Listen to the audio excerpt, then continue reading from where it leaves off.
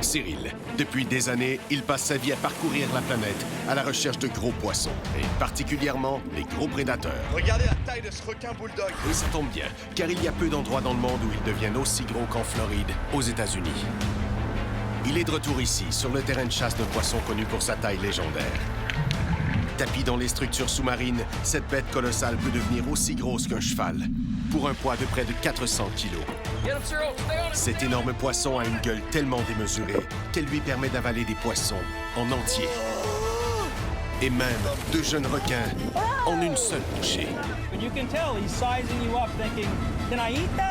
Aucunement intimidés par l'homme, les incidents avec des plongeurs peuvent même arriver. Cyril a déjà pris des mérous géants à la canne. Mais sortir ces énormes poissons des structures dans lesquelles ils se cachent à la ligne a ses limites. Les amis, alors c'est pour ça qu'il veut essayer avec une autre technique. c'est parti. Une méthode primitive et dangereuse qu'il a déjà pratiquée ailleurs, mais n'a encore jamais essayé sur ces énormes mérous. Une ligne à main. Impossible à tenir. Je veux vraiment prendre un mérou géant à une technique que j'ai jamais pratiquée. En tout cas sur ce poisson, je l'ai jamais fait. Et c'est une des techniques pourtant les plus basiques au monde. Il n'y a rien de plus simple. C'est une corde, un hameçon et les mains pour tirer sur la corde. Et c'est...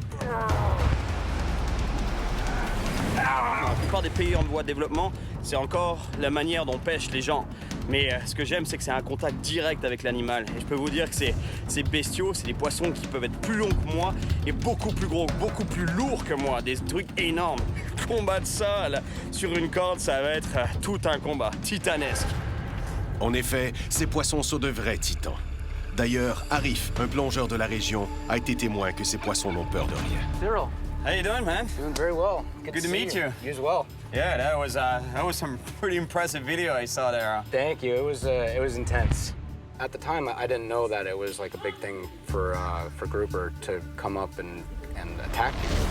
So what happened exactly? You were spearing fish there? I shot a little lesser amberjack. Arif explique à Cyril qu'après avoir tiré une petite céréole, un mérou géant a commencé à s'approcher d'un peu trop près. He came up, grabbed onto my foot, ripped my fin off, and then went up and snagged the fish off the gun. Moi, honnêtement, je pense que le mérou, il voulait pas bouffer Arif. Je pense pas qu'il voulait l'attaquer réellement. Je pense que ce qu'il voulait, c'est prendre le poisson qu'il avait au bout de la flèche. Mais lui, en fait, il était entre le mérou et le poisson. Wow, I want to catch one on the handline, man. That'd be insane. Yeah, really? You're out of your mind. You're gonna tear your hands up. You think so? Oh yeah, he's gonna rip every little piece of skin off your hands. Oh, l'histoire qui est arrivée à Arif, c'est complètement incroyable. Quand je vous disais que ces poissons, ils sont tellement énormes que pour eux, un humain, ça se boufferait presque. Ça les intimide pas du tout, en tout cas, je peux vous dire. Et là, justement, je suis en route pour aller rencontrer mon ami Mark, avec qui j'ai déjà pêché il y a quelques années. J'avais pêché à la ligne les mérous géants. Mais là, on va construire la fameuse ligne à main ensemble. Ces poissons, ils vivent dans des structures, dans des épaves au fond de la mer. Et du coup, c'est facile pour eux de se retourner et de se réfugier dans la structure. Et du coup, ça peut casser la ligne. Donc, il va falloir qu'elle soit très solide, la ligne à main. Cyril arrive à Fort Myers, sur la côte ouest de la Floride, au bord du golfe du Mexique. Un endroit réputé pour ses importantes populations de mérous géants.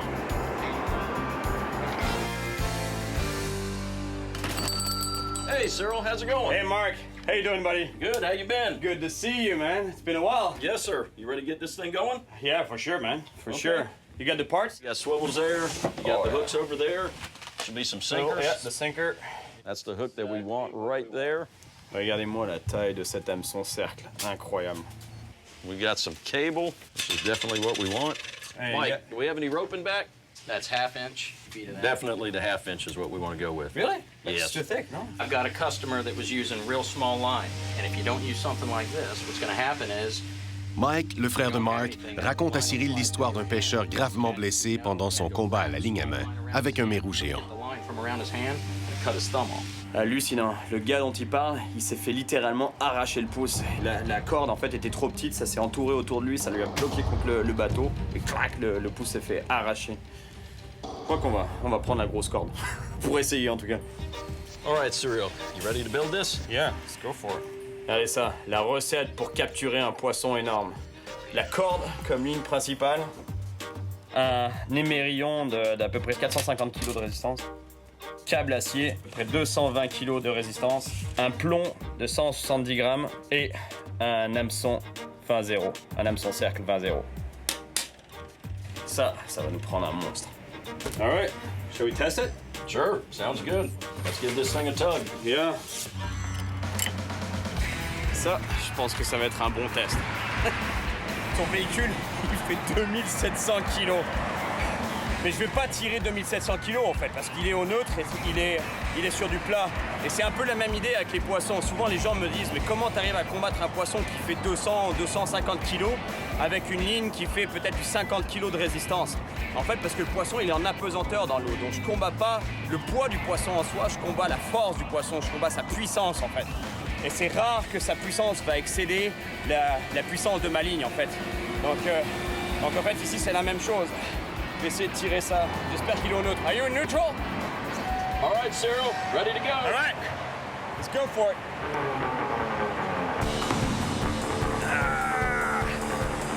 Région de Fort Myers, en Floride. Ça, je pense que ça va être un bon test. Cyril s'apprête à tester la résistance d'une ligne à main. Le but, savoir si elle va résister à la puissance d'énormes mérous géants. Je vais essayer de tirer ça. J'espère qu'il est au neutre. Are you in neutral? All right, let's go for it.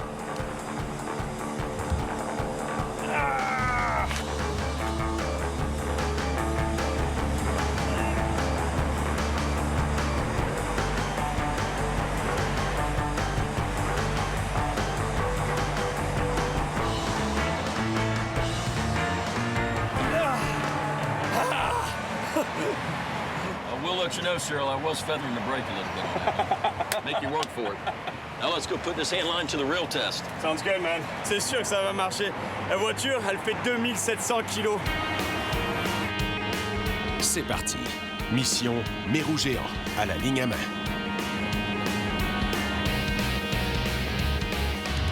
Well, we're approaching the C-span bridge right this minute, and these 3 pilings that we're coming up on now seem to be the most productive. I mean, there's probably fish at every one of these pilings. We're going to be anywhere from about 17 or 18 feet up to about 24 feet. Okay, so it's not that deep, actually. No, not really, no. Let's do it. Let's suffer. Les amis, c'est parti. J'ai l'air d'une fifille en ce moment là, à faire mes échauffements, mais je peux vous dire que attendez de voir le combat avec un mérou géant. Vous allez comprendre pourquoi je suis en train de faire ça là, en ce moment. Hey Mark, do you think I'm a sissy right now, like warming up like that? No. I think you're smart. En tout cas, Cyril a l'air d'avoir pris bonne note de la mise en garde d'Arif. Really? You're out of your mind. You're gonna tear your hands up. You think so? Oh yeah, he's gonna rip every little piece of skin off your hand. When you're going after the big ones, you need big bait. Les amis, c'est parti. Thank you. Oh, tarpon. Eh, c'est cool, c'est un tarpon qui est monté à la surface. C'est un beau tarpon, ça, il devait faire une vingtaine de kilos. Ça veut dire une chose, c'est que les prédateurs sont en chasse. Les poissons prédateurs sont en chasse. Il n'y a plus qu'à espérer que le mérou géant le soit aussi. Feel it rubbing the bottom at all? Yeah, it's on the bottom right now. Ces poissons sont ultra puissants et un accident peut très vite arriver. Alors Mark, ne quitte pas Cyril des yeux. En effet, c'est sûr qu'il n'y a rien pour amortir. Le choc, ça doit être direct. Bam! On doit le sentir, ça c'est sûr. Ooh, I just got thumped. Did you? Yep. Okay, we got a fish on that. Okay.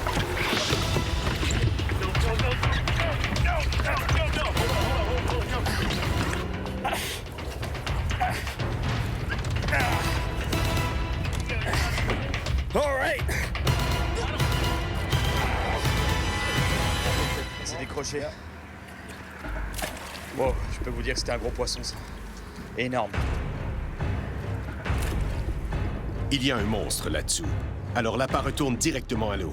Dealing with rope versus line, you gotta be very careful. You don't want to, because it's easy with all the rope that's on the floor.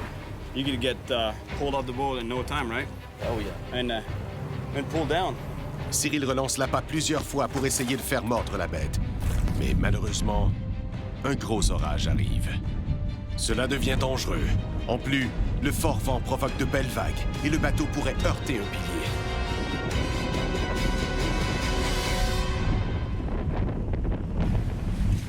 Cyril, this is the closest thing I've done to handlining, pulling this anchor.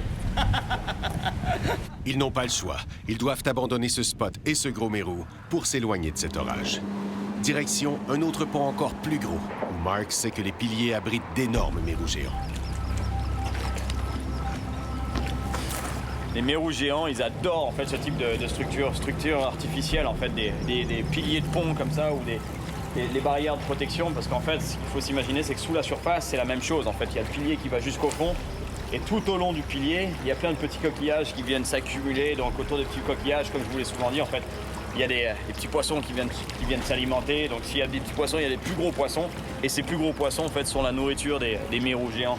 Donc non seulement eux, ils ont de la bouffe à volonté autour de la structure, mais en plus ils peuvent se réfugier derrière le pilier pour éviter de lutter en permanence contre le courant, contre les marées. Et ça y est, il y en a. Is he on? Have a bump? Yeah, that was a fish.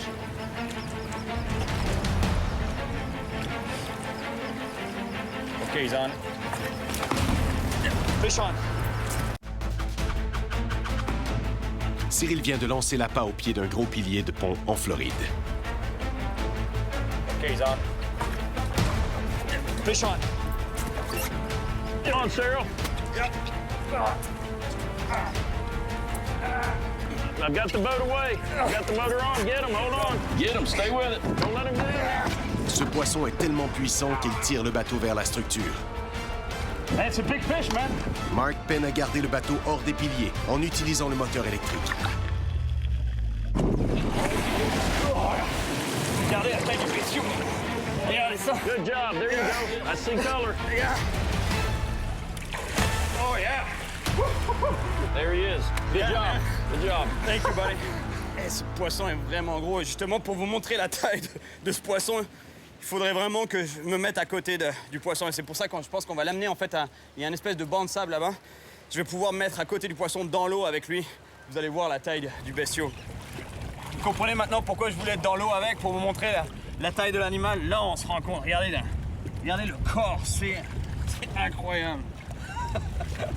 Et difficile de donner un poids exact de ce poisson. Je dirais à peu près une centaine de kilos, mais regardez la taille de la gueule de ce poisson. En fait, ces poissons, ils servent de leur gueule comme un aspirateur. En fait, ils avalent leur proie entièrement. Ils ont des dents, mais ils s'en servent pas du tout pour mâcher leur proie. Ils avalent tout rond.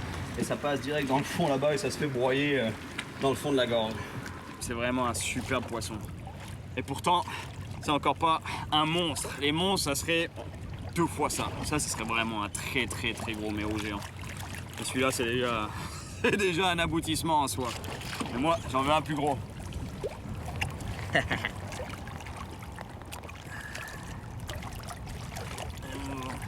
Retourne à ton pilier de pont, mon grand.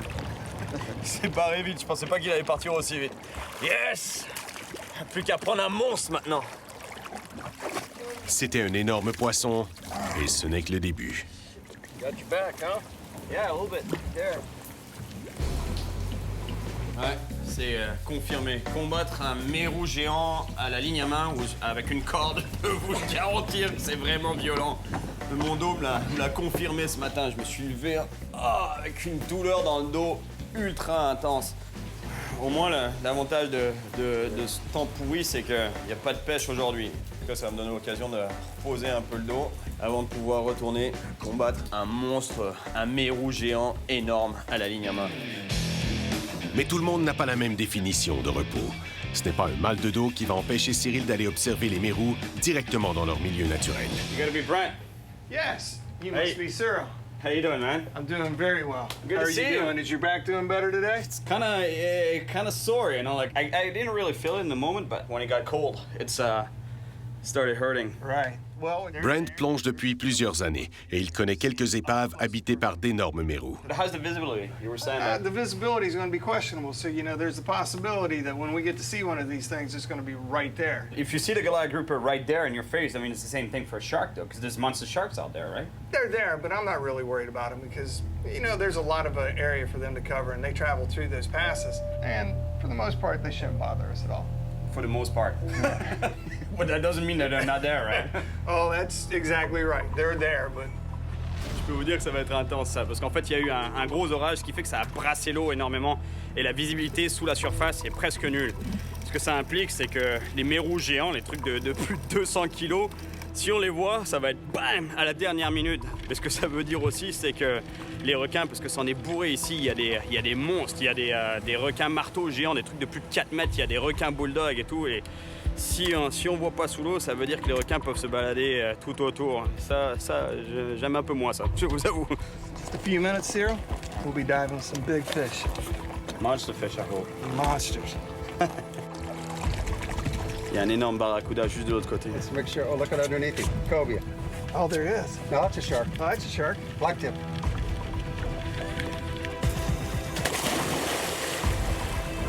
C'est parti. Nos deux plongeurs doivent rester sur leur garde. Des requins sont dans les parages.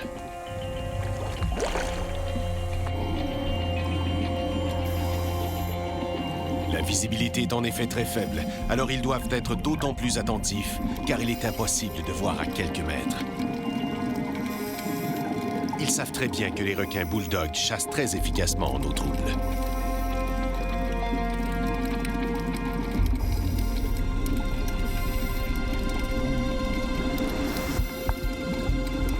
Cyril tombe face à face avec un mérou. Il le prend en chasse.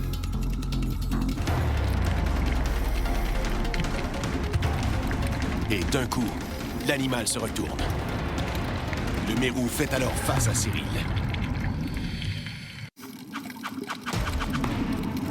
Cyril est en plongée sous-marine avec Brent, à la recherche d'un énorme mérou géant. Il vient d'en trouver un. Cyril prend en chasse l'animal. Bien qu'il ne soit pas énorme, ce poisson se retourne et lui fait face, comme s'il était prêt à attaquer. Un excellent rappel à quel point ces poissons n'ont peur de rien. Ce poisson n'était pas si gros, et pourtant, il a tout de même fait face à Cyril. Mais les gars sont persuadés qu'un véritable monstre rôde tout près.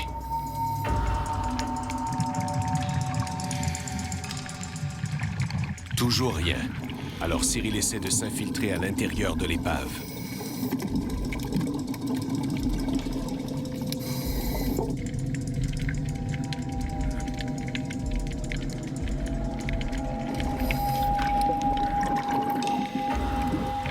Ça y est, le monstre est là.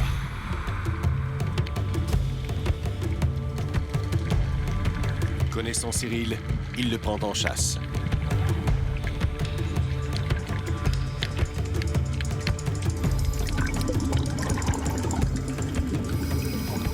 Brent fait signe à Cyril de remonter. Il sait très bien que ces poissons n'ont peur de rien.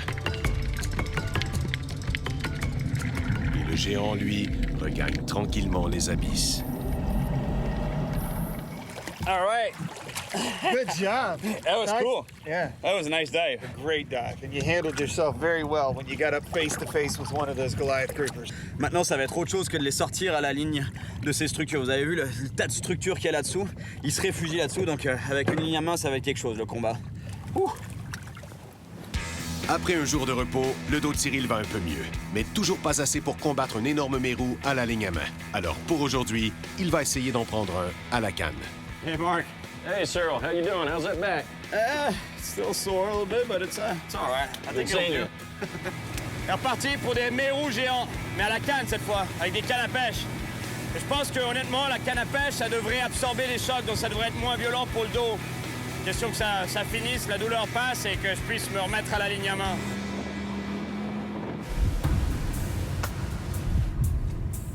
On est arrivé à un endroit où, à mon avis, ça va faire mal. Il doit y avoir du monde là-dessus. En effet, les énormes mérous affectionnent particulièrement cette vieille structure de quai. Le problème, ce sont les piliers. Une fois ferré, il est presque impossible de sortir la bête sans casser la ligne. Donc le montage est simple. Un énorme hameçon, un bas de ligne sur lequel j'ai mis un plomb, c'est une 6 onces. Donc un bas de ligne de 200 livres, donc 100 kilos. Jusqu'ici, les mérillons que je vous disais tout à l'heure qui peut tirer un camion. Et la tresse de 100 livres, donc 45 kilos. Swivel is rated to what? Unstoppable ones, right? Unstoppable ones? That's where we come up with the phrase man versus beast. Because right now the fish has got everything in his favor. He's got the tide, he's got the structure. Oh, you're right in there.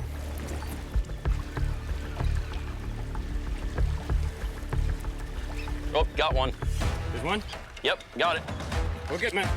All right, man. Mark a ferré un poisson. Le défi est maintenant de le sortir des piliers. No, he's wrapped me around something.